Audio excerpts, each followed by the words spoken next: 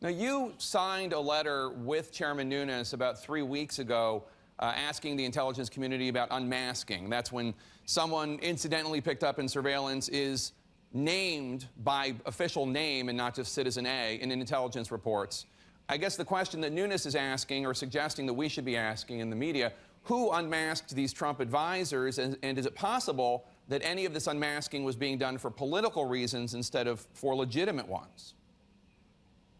Well, first of all, I can't talk about, as I mentioned, the contents of any documents. So at this point, I can't say whether anything was masked or unmasked improperly.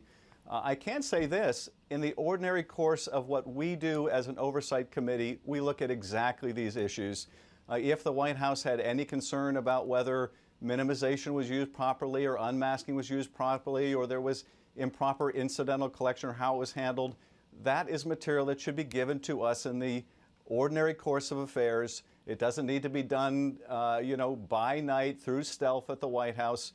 The only reason to do that, again, is if you want to hide where these materials are really coming from and who's behind it.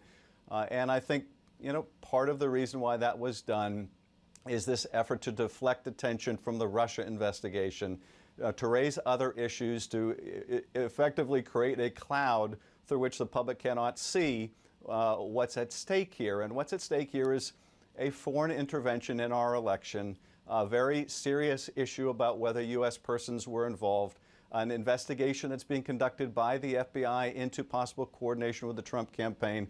That is really, I think, among the most serious business the country has to do right now. And the White House seems to be doing everything it can to point in other directions and say, do not look here, there is nothing to see here.